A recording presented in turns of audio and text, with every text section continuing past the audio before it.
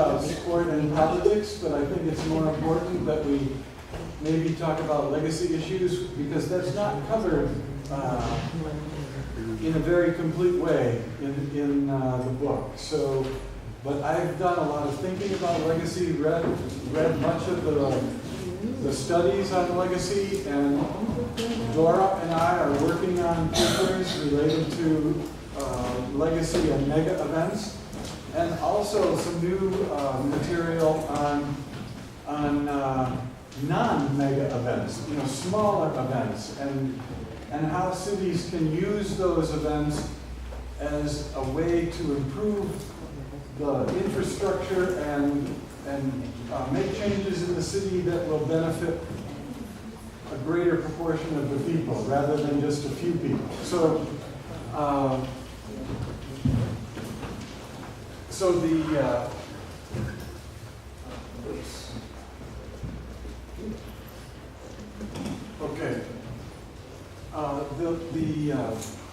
in English, I don't know about the Portuguese books, but in English, these are two very good books about mega events and legacies. And one of them is written by Borya Majumdar from India, and he studied the Commonwealth Games, which were in Mumbai, and or in Delhi, not Delhi, and he did wonderful investigations, and so he was able to look at how much money was spent and who benefited from that money and what the legacy was for the Commonwealth Games. And there's an independent journalist in the United States. He does not work for any media company. I donate money to him so that he can do his work, and other people do the same, because he is completely free to speak what he finds in his investigations. There's no corporation that might censor what he says or ask him to change things. So Dave Zirin came and spent quite a bit of time in Brazil. He had good contacts in Brazil, and he wrote this book, Brazil's Dance with the Devil. And the devil is the IOC. And and FIFA. So he is looking at the World Cup, the Olympics, and the fight for democracy. But he's got very good information in there about what's happening in Brazil. So what you have had already, you've had a multi-billion EI party, and now you're going to have another one. One of the big issues is what happens in connection with those big parties, the big mega events, the World Cup and the Olympics, because you're spending very much money on those two mega events. And if you look at the bid document, which Barbara has done, there's a section in the bid document that says that the Rio 2016 Games will contribute to the transformation of the city. And it will have a major impact on Rio. Using the sport facilities, all the infrastructure already in place and improved before the games, and ensuring a sustainable legacy for the city in the future. There will be significant social gains, for example, with programs aimed at integrating young people and poor communities. And that's what I want to emphasize.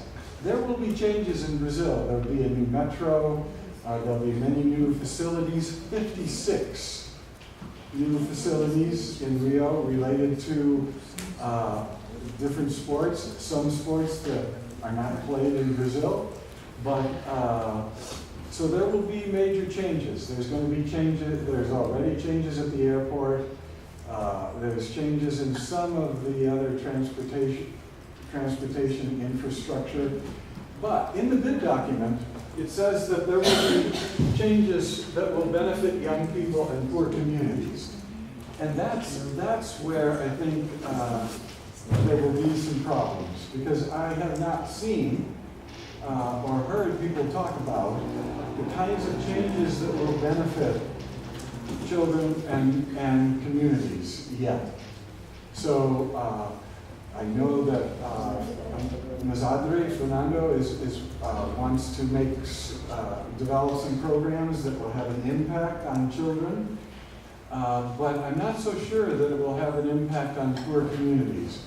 So, for example, when we were at the Olympic Park last Saturday, we saw the old swimming pool, from 2007, from the Pan American Games. And one of the things that they said about that stadium is that after the Pan American Games, it would serve the local community. From what we heard, there is not one person from the local community that has been able to benefit from the pool being there.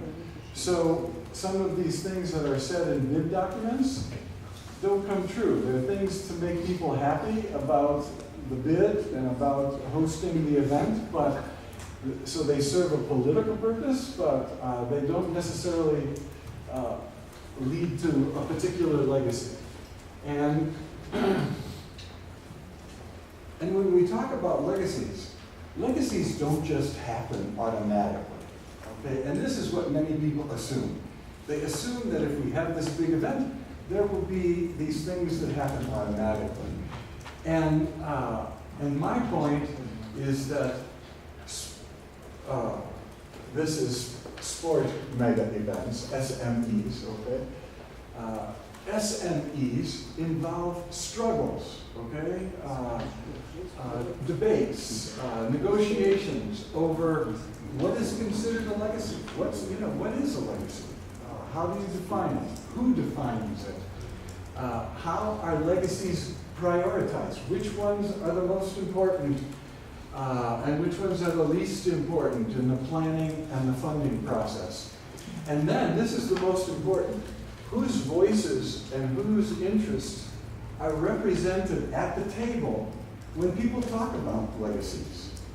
Because usually it's just very powerful people in the national government or at the national level and at the local level who are at the table. They're the ones who put together the bid. They're the ones who define what a legacy is. They're the ones that will set priorities.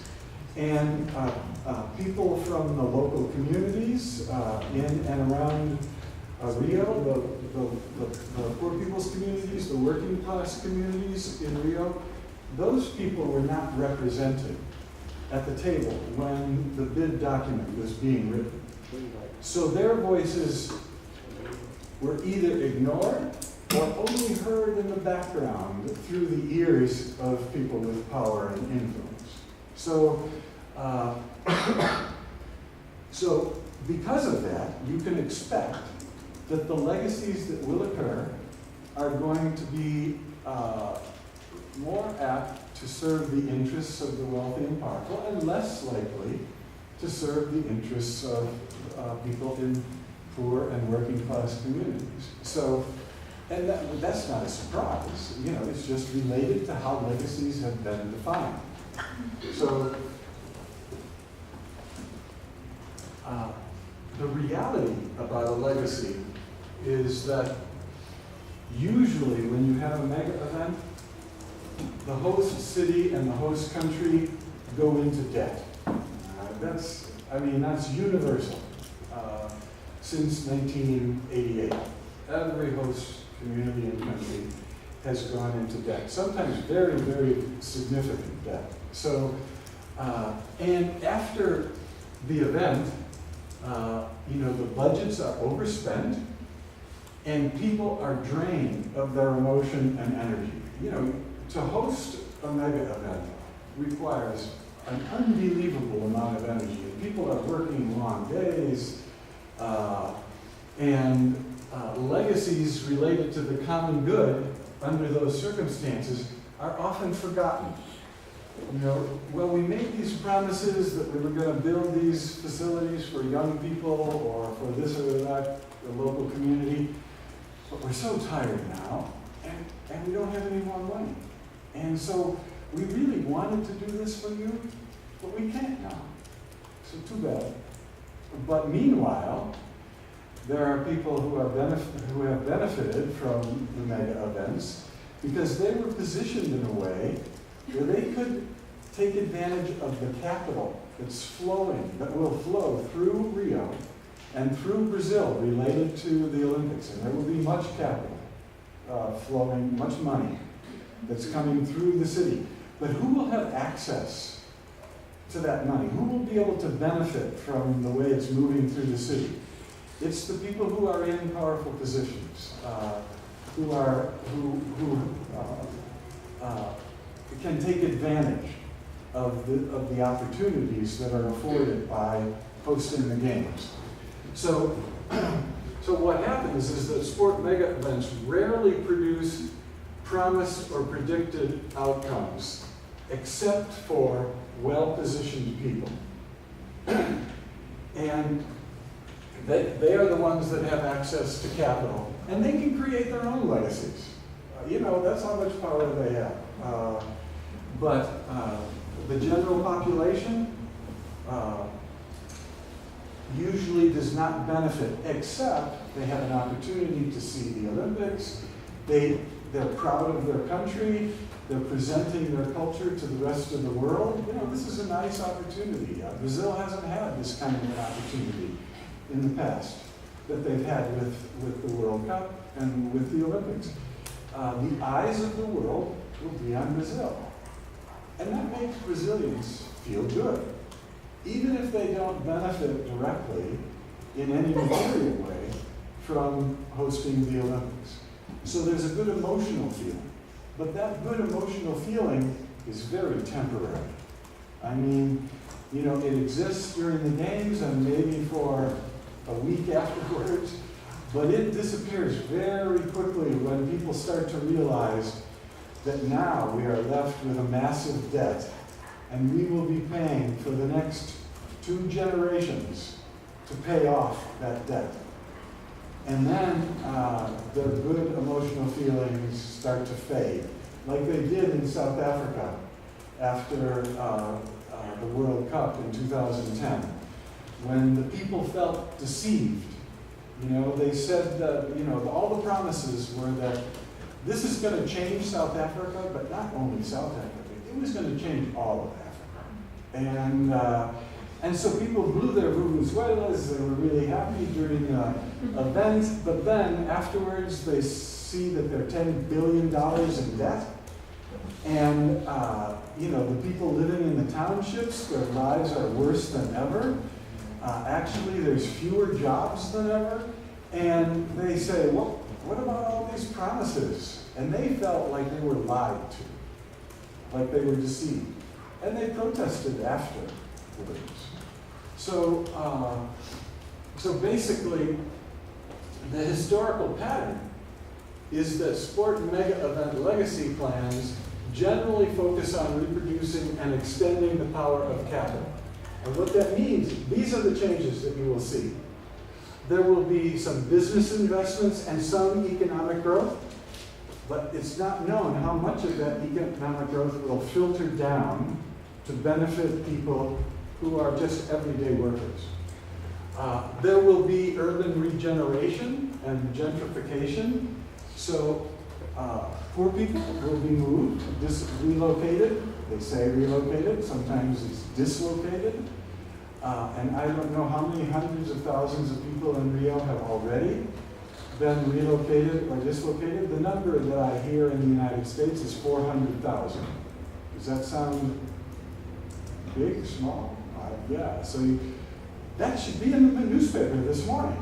I mean, that's big news. If there are even 50,000 people being dislocated, that should be big news. If it's 400,000 people, that's massive news. So why are we not hearing about this in the media?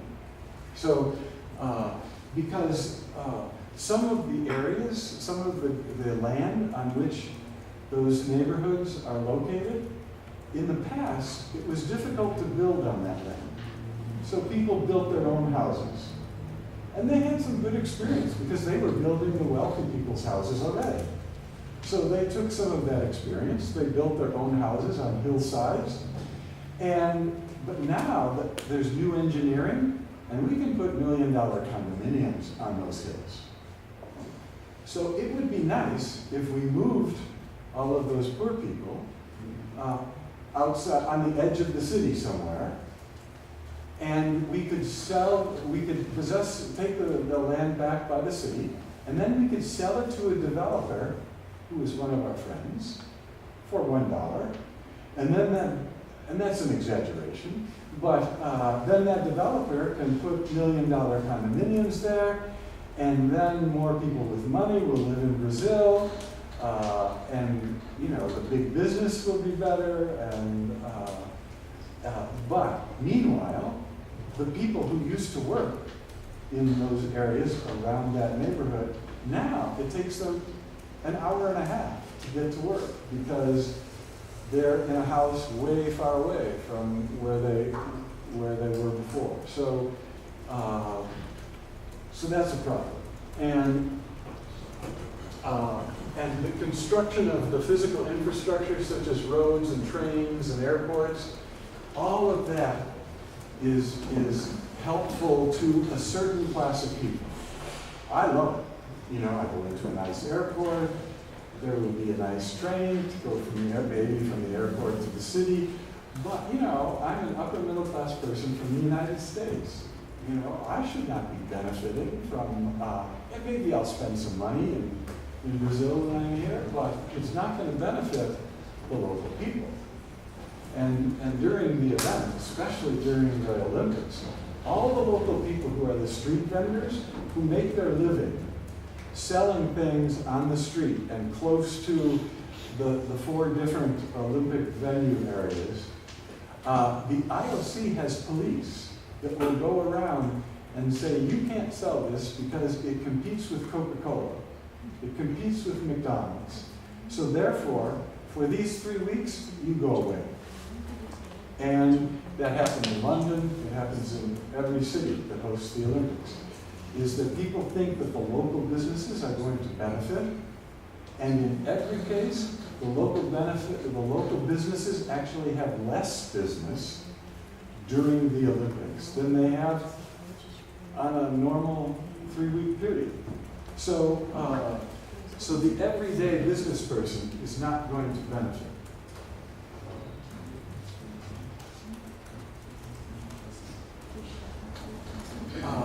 Also,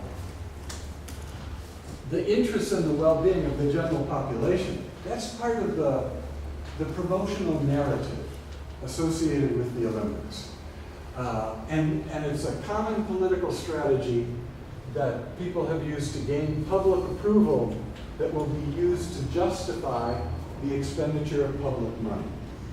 And public money is scarce in Brazil right now. And to be spending, they say, $22 to $35 billion on the World Cup and the Olympics. And that's the conservative estimate. It doesn't take into account all of the extra money that's going to have to be paid for all the overtime and all the extra charges now that there's only 14 months and only 10% of the 56 venues for the Olympics are completed. Right? At this same time, in London, 80% of all the facilities were completed. In Rio, 10%. And right now, the big problem is, according to the articles I read yesterday, is that the contract for all the power cables that go to the venues, and you need big power, electrical power, that contract has not even been given out yet. No sign, it hasn't been signed, so you don't even know who's going to do it. And there are literally thousands of kilometers of electrical power lines that have to be put into the ground before some of the work can be done to complete the facilities. So So I'm not saying that the facilities are not going to be ready, but I'm saying that in order to get them ready, people are going to have to pay double what the original estimate was. And that's the problem. I think that, you know, people tell me, don't worry, you know, be happy. Everything will be ready. And if that's true, it will be because they spent twice as much money, at least, as they estimated to begin with. So that's the issue in Brazil right now. So basically, that would be great if there were all these legacies that the everyday people, that the general population would experience and have a positive impact on their lives. Then you're willing to pay some debt, right? But if you don't see any of the legacies, then you get upset. And you might say that we were deceived about what the Olympics would provide for people. So we know from research that legacies occur when they're planned, when they're funded, when they're organized, when they're connected with existing social structures, when they're integrated into people's lives. Right? So for example, there's going to be 56 new sport facilities in Rio.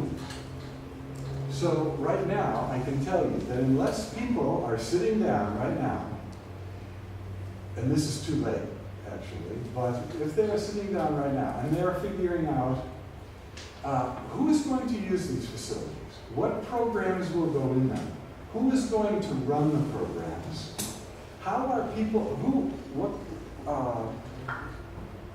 for what people will the programs be designed? Okay? How are those people going to have transportation back and forth from their homes to the facilities? How will those people be involved in the implementation of those programs and the maintenance of those programs over time? And how are those programs going to be funded?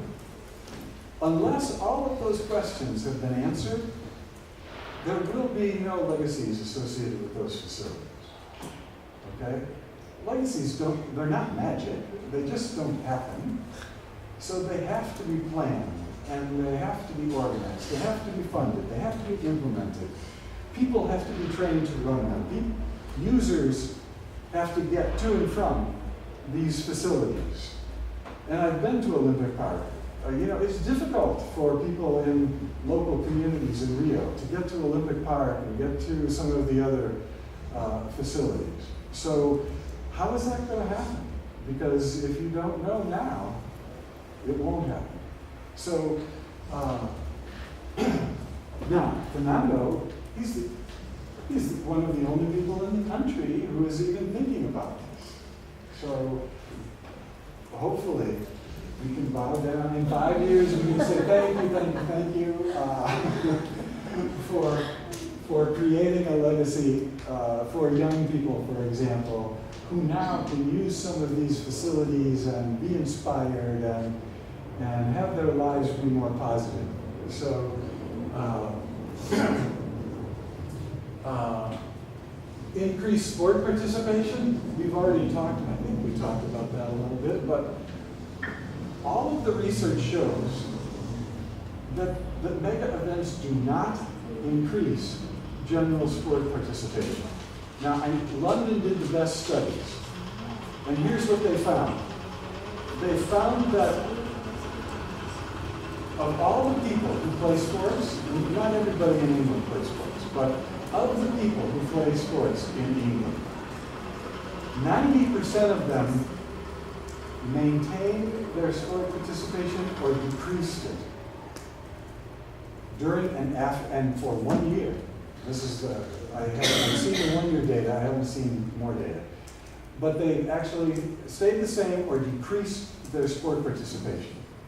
But the top 10%, the people who are really involved in sports, They actually increased their sport participation a little bit.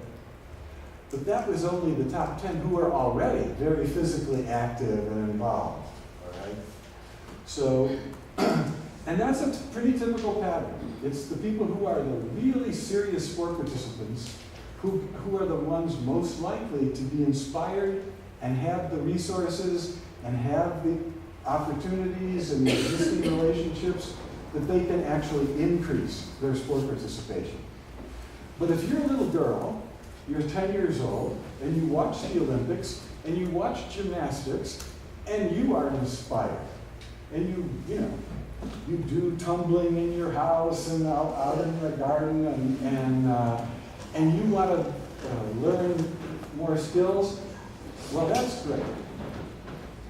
But that won't happen unless there are gymnastics programs that are ready to go, that are in existence, people trained to teach gymnastics, transportation for that 10-year-old to get to and from the place where the programs are. Because if those things don't exist, the inspiration will disappear in about 2 weeks. And then she won't be tumbling in the house anymore, and she'll be doing whatever she did before. So if you want to take advantage of the inspiration, you've got to have the infrastructure there in order for that 10-year-old to do what they would like to do. The educational benefits, some people say we can use the Olympics to inspire children to learn about other cultures, about, we can study different sports, and that will help them understand different cultures and how the world works. And in Brazil, Katia Rubio at the University of Sao Paulo, a social psychologist there, who's doing wonderful, wonderful work in sports studies and the psychology of sport and sociology of sport. She wrote a book that is for elementary school children so that they can use the Olympics to help learn. But on the cover of her book, and I don't know if I have a slide, she used the 5 rings. You know about this controversy, so I won't explain it. But if we're really serious about using the Olympics as a source of education, wouldn't you think that the Brazilian Olympic Committee and the IOC would tell Katia Rubio, you have done a wonderful job. Can we help print more books and get them into the schools and help teach teachers how to use the books and how to integrate them into the regular curriculum? We can help physical education and physical activity leaders in the after-school programs. We can help them use it. But unless those programs are already in place, then those things will probably not happen. Maybe here and there, but not generally, okay? This is the thing that will happen, I think. In most countries, what happens is that there's new high-performance training centers, there's new high-performance training programs, there's new high-performance coach training programs, and high-performance sports usually benefits when a country or a city hosts a mega event. Because they're in position to benefit. They can take advantage of the opportunities. And they can go to the government and say, if you want gold medals, now and in the future, we need more high performance. Now, the people here at UFPR, they know this. So in Fernando's proposal, he has a proposal that will say, okay, we should use these new facilities for high performance training. But you can't have a successful high performance training program unless you get young people involved. So we have to also create programs for young people. So maybe we can sneak those in the back door, not just the money for the high performance, but money to create development programs, sport development programs. And hopefully that will work. So some of you have seen some of these photos, you know, because people say, oh, the legacy will be all of the wonderful facilities, okay? So in Sarajevo in 1984, so that was a long time ago. But, you know, in Sarajevo they said, we're going to have all these facilities. Well, this is what the bobsled used to look like in 1984. This is how it looked 10 years ago. Okay, so there's Olympic Village. Okay, now Sarajevo is a unique case because they had a war. All right, so but I thought the Olympics were supposed to create peace. That's what they always say. But Sarajevo hosted the Olympics and then they had a war. So all of the facilities, all of the investments that they made were basically gone. So, but that was a unique case, okay? So those are the old ski jumps. That were used during the Olympics. They were never used after the Olympics. And so Sarajevo was unique. This is Calgary, Canada, all right? This is where the ski jump spectators sat and in 1988. So now it's all just crumbling, all right? And this is Athens. This is Olympic Park, 10 years ago. I mean, built 10 years ago with $12 billion, okay, of Greek money, and Greece is now bankrupt, but not because of the Olympics, but many things. But this is the Olympic Park today. So hopefully this will not, in 2026, hopefully this will not be a picture of Olympic Park in Rio. That's the kayak course. Okay, it has not been used. There's no water in it. There's been no water in it since the Olympics. So it's now just empty. That's the volleyball stadium. So it hasn't been used since the Olympics. It's now empty and falling apart. That's the softball stadium, empty.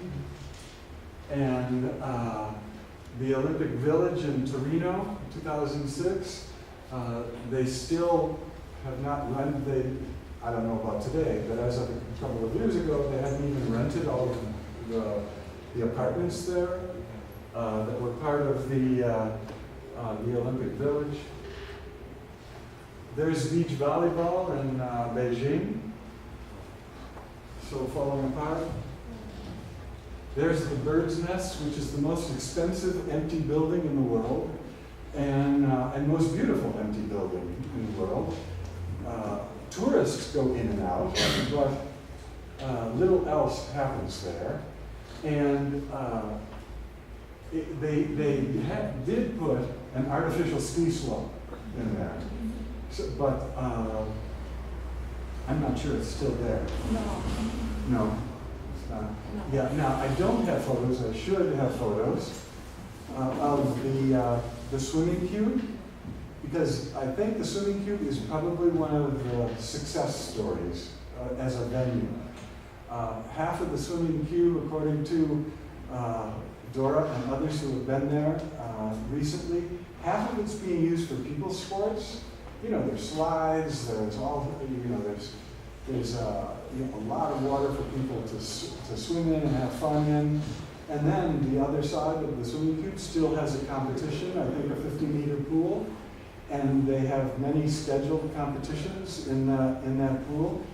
So the facility is being used by the local community. It's being used by elite athletes.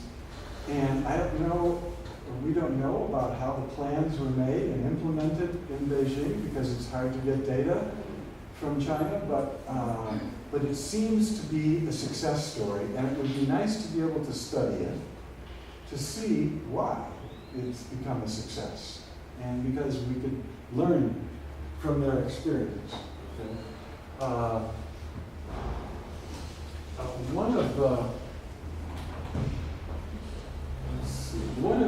legacies from the London Games is, and this usually happens, the biggest legacy is related to shopping, all right?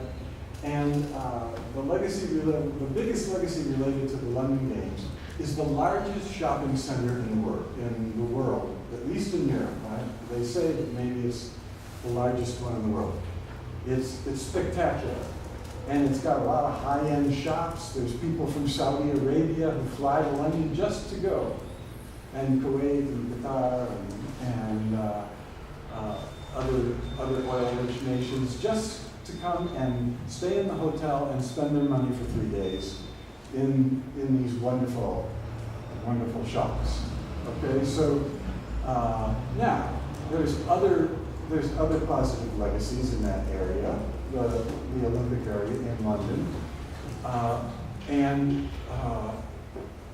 but what happened was that the property values around that area now have gone up so high that many people had to move out, and now wealthy people are moving in and they like to live there because it's a newly developed area. So that's a legacy, but it's not necessarily the legacy that a lot of people from London anticipate. Now, the swimming pool is there, it's beautiful. You can use it, and I've got some nice photographs. I forgot to put them in, but you know, the big swimming pool, I forget how many millions of dollars it costs to build that pool. But only about 30 people use it at any one time, 30 or 40, in a city of 9 million people. So you know, it's hard to say that that's a real positive legacy when so few people are using that venue. And London did have 2 stadiums that they built so that they could be taken apart and be used in Brazil. But Brazil didn't want them, so they're sitting in warehouses in England now. And so the other thing is that the Olympics cost so much money over budget that all of the youth sport programs, and by the way, England and London were the best, they had done the best legacy planning that's ever been done. I mean, 7 years before, in 2005, they started creating programs in schools for children to become more and more involved in sport. And I have a couple of friends who work in those programs. And they developed new forms of relationships between schools in particular areas. So physical educators with particular skills, started moving around from school to school to teach. And all of this was being coordinated, district by district by district, and then in the whole country. And they were creating a wonderful programmatic infrastructure for young people to be regularly involved in sport. Well, what was the year? When there was a government change and also a global economic crisis. And the new conservative government, given their ideology and given the global economic crisis, they said, no more money for that program. After about 4 or 5 years of people working very hard to create it. And they not only said no more money for the programs, they said we're going to sell the public playing fields that are used by some of the school children to private developers so that we can get more money. So then some of the playing fields disappeared.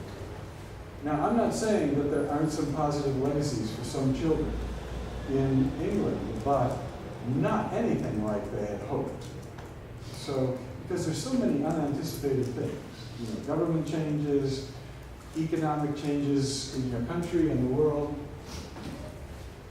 And Sochi, $52 billion spent for the Winter Olympics in 2014.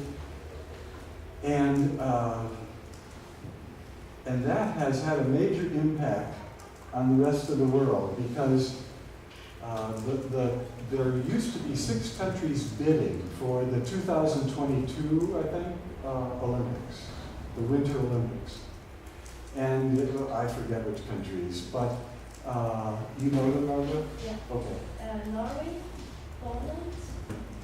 I think it was the 2 main that were actually presenting a bid and a bid. Okay, yeah. So Norway and Poland were presenting bids, but when they saw what was happening in Sochi and what the IOC expected, they said, no, our people will not tolerate this. And the only 2 bidders left are Beijing and Uzbekistan?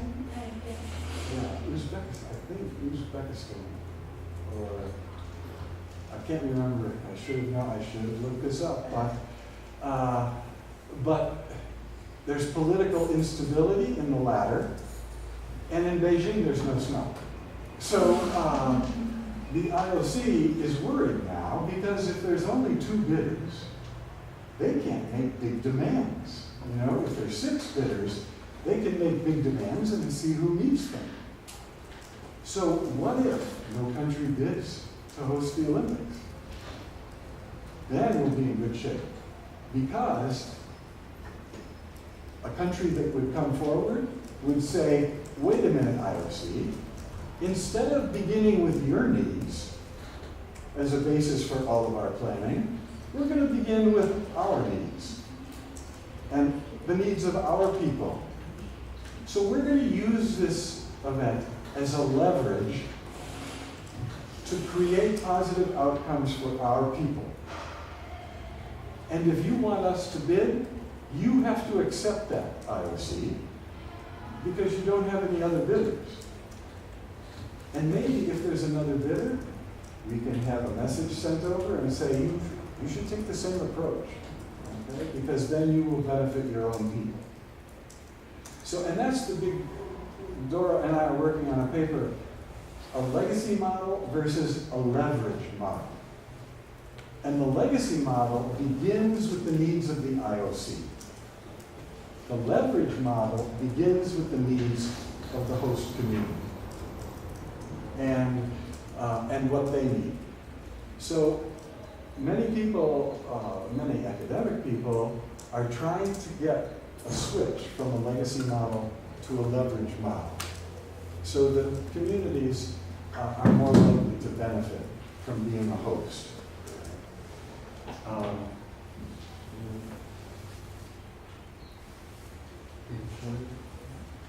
We already talked about this, and one of the issues I don't know about Brazil, but in London, this image was created by a street artist named Pure Evil, and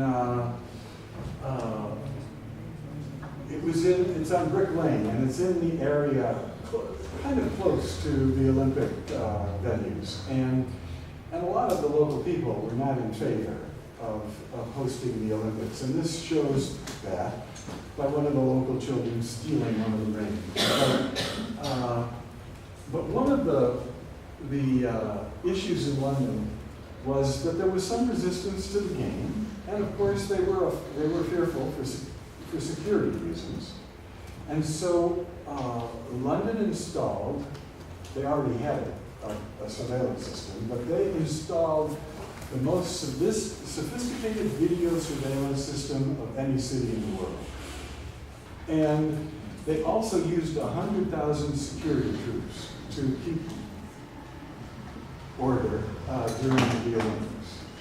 And I don't know how this is going to happen in Rio, and I don't know if Rio will install a surveillance system, because one of the big legacies in London is people are being watched no matter where they go by the police. And they say, well, you shouldn't worry about that if you're doing everything legal. But a lot of people say that that's an invasion of my privacy, no matter where you go. It's almost like the TV programs we see, where what is Letitia doing today? Well, we'll find out. We'll use this camera, and this camera, and we can know what she's doing today. So, but I don't know what's happening in Rio about a surveillance system.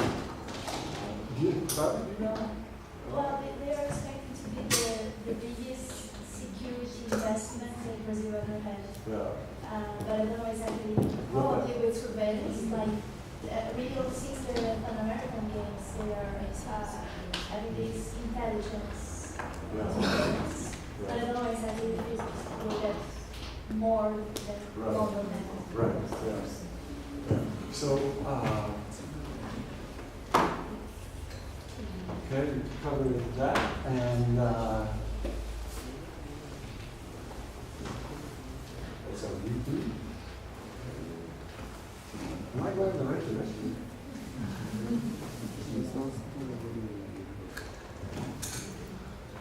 Okay.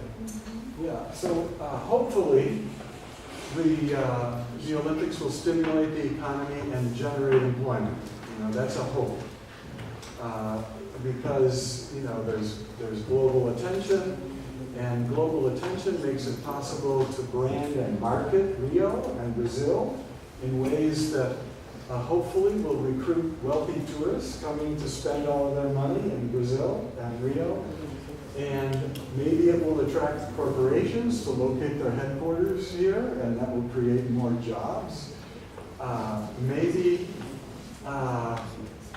it will provide additional revenues for new kinds of teams and in different sports that you don't have in Brazil. And maybe the local economy in Rio will benefit. But all of those things are maybes. They're not guaranteed for sure. And they are most likely to happen if there's not big debt. Because if there's big debt, then people are not going to be willing to invest in Brazil. So we'll see about that. So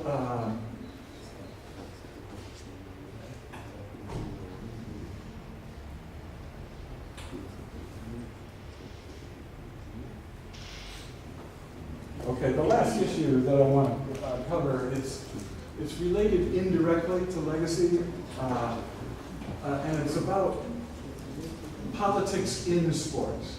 And a lot of people think, well, sport and politics should stay separate from each other. But sports are by their very nature political, because they involve choices related to resources, choices related to what kinds of sports to have and play and who can play them under what conditions.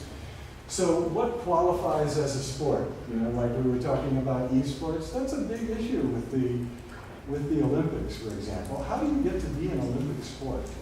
And I don't even know what what the criteria are now, but it used to be that you had to have an international federation. You had to have national federations for men, I think, in 40 countries? Yeah.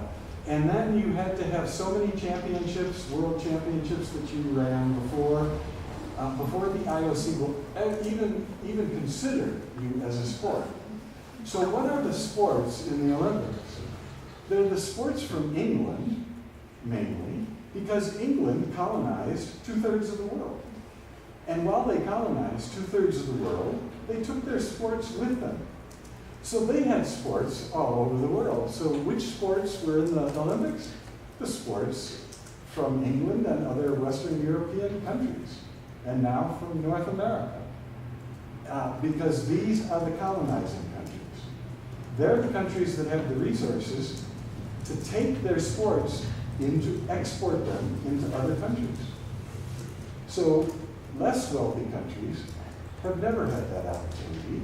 So their sports, their everyday sports, their folk sports, you might call them, they don't get included in the Olympic Games. So they are at an automatic disadvantage because these sports have not been part of their cultural traditions. Although, there's been, like Brazil, soccer came to Brazil, so it was imported here, but it's been here long enough now that Brazil claims it as their own. So, there's exceptions to that point. But, you know, this, a wonderful sport to watch, but it will never be in the Olympics because it's only played by about 6 countries in Southeastern Asia. And if you think futsal is difficult, oh man, this is only football, okay? And it's a small ball. And, you know, these athletes are unbelievably good, but and it would make a wonderful Olympic sport if you're interested in you know, spectacular play. But it won't qualify as a sport because of the IOC definitions. And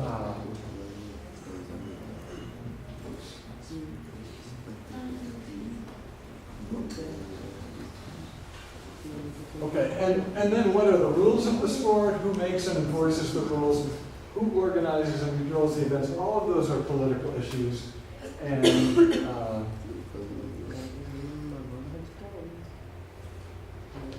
where will the events take place? Political issue. Who's eligible to participate is an interesting political issue now. And who gets the rewards? Always a major political issue. The number 6 is an interesting one now because so many people have connections with different countries. So, for example, I don't know if you saw the slide of the Russian women's basketball team, but the best player on that team is from Colorado State University, and from the WNBA, Becky Hammond is her name. She's now the first woman coach in the NBA, but she was getting a little old, and the U.S. said, we don't want you on our Olympic team. Well, she has a Russian grandfather, and she was able to use that Russian grandfather to qualify to play on the Russian team. And so the Russia played the United States. And when they played the national anthem before the game for the United States, here she is from Russia with her hand on her heart, and she's crying and because she loved the United States, but here she's playing on the Russian team. And another example like this is in American universities, on all the athletic teams in U.S. universities, there were more Olympians that played on countries other than the United States, on teams other than the United States teams, than the college athletes who played on the U.S. teams. Because so many athletes from other countries are training in the U.S. at American universities. So, so what's happening is, you know, we're finding that someone who has you know, a French mother and a father from Thailand, but is now living in the United States, or has residency in the United States and citizenship, but is going to school in England. You know, you can take your pick. What team am I going to play for? And what's happening is that some of the best Olympians on national Olympic teams don't live in that country, have never lived in that country, but they play for that country because where they're living now, they couldn't make the team. So, so when we say that the Olympics are representing teams or representing countries, because of globalization now, that's getting more and more difficult to say, because countries are becoming less relevant. And some people say the big issue is who the sponsors are. And, you know, they make a joke. Well, maybe instead of having the United States against Brazil, we'll have Adidas against Nike. And we'll have corporate representation rather than national representation. But that's people just being cynical about the Olympics. So the conclusion is that all of these political processes are just part of the Olympics. And I think I'm getting tired, but I know you're getting tired, so I don't know if we can talk about the future, but the only issue that I would like to leave you with related to the future is that the future is not so much predicted as it is created. And that fits with the theme that I've been trying to emphasize through the last 6 sessions here, where sports are social creations. And if we want sports to be a particular way in the future, then we have to work to make sure that they become that. So we can create the future. And now, obviously, we have to form alliances, we have to know people with power, but if you have that in the back of your head, that it's possible to make change, then change is more possible. So, I guess my message related to the future is that we can reform sports, we can create new sports, we can transform sports, make some significant changes, even if we only do them at the level of people's sports. But that, in many cases, will affect more lives than trying to change the big Prolympic sports that have so many commercial interests and other power interests that make them difficult to change. So my advice to students always is, think of the sports that are part of your own communities, part of your own lives, and find ways that those sports can be changed. Don't worry about FIFA and the IOC. We're not going to change them. But worry about what's happening in your local communities. And in some cases, changes can occur at the local level. People start knowing about them, and then they inspire changes in other local communities. And that's the way change usually occurs anyway. Little steps. The big steps that we hope for, like the big changes in FIFA administration and elimination of corruption, I don't know how that's going to happen. There's just no system that exists to help those changes occur. And the only way FIFA and the IOC will change is if people stop going to World Cup matches and stop watching the Olympics because they've lost their integrity. But that's in the distance. So we should just concentrate on our local communities and people's sports. So this has been good for me to be able to talk with you. And every question that you've asked, I've learned a little bit more about Brazil and what's happening here. So I appreciate that and thank you for that. And I wish you the best luck in your studies and not luck, but good fortune in your studies. And if you have some questions that maybe I can help you with at some point in the future, you can email me. Sometimes I can't give you an immediate answer, but sometimes I can give you some references to help you. So now we have a relationship, so it doesn't have to die if we don't want it to die. So again, I appreciate you listening to me for these last 6 sessions. Thank you.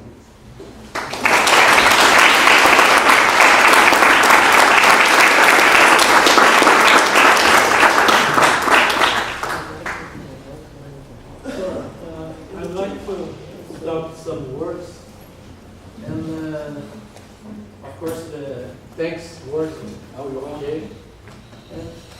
I remember when we went to Slovenia in Bled in 2008 to participate in the conference of EASS, and the keynote speaker was a Jay.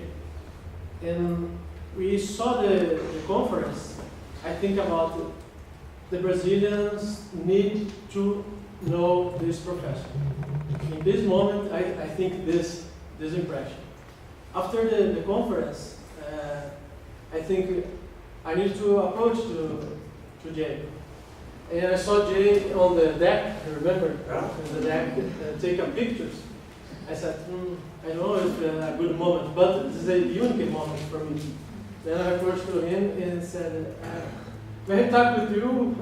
Jay said, of course, he's very friendly, very amiable. And in this moment, we try to organize the first meeting of PALESTRA in Brazil in 2008. Then we invited Jay to participate. Then Jay said, okay, I will. After this, we have, I think, 2 or 3 more opportunities to have Jay with us, but a short time. Just a lecture or a conference, sometimes we meet with some students. But we have a dream. We have a dream in this moment. Because I thought, all Brazilians need to know this teacher, but not just a conference. For example, this moment we planned like 7 years ago. And today we have Jay here during 2 weeks. Then I would like sincerely, Jay, thank you so much for your patience, for your attention, for spending your time with us. Attention and everyone and the interest in the studies and the researches and the articles. So this is a simple words, but it's a sincere words. Thank you for your presence here and to become the dream in reality.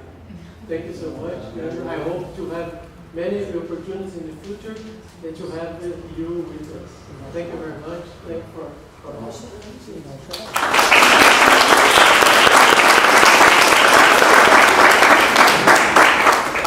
and we hope to see you tonight.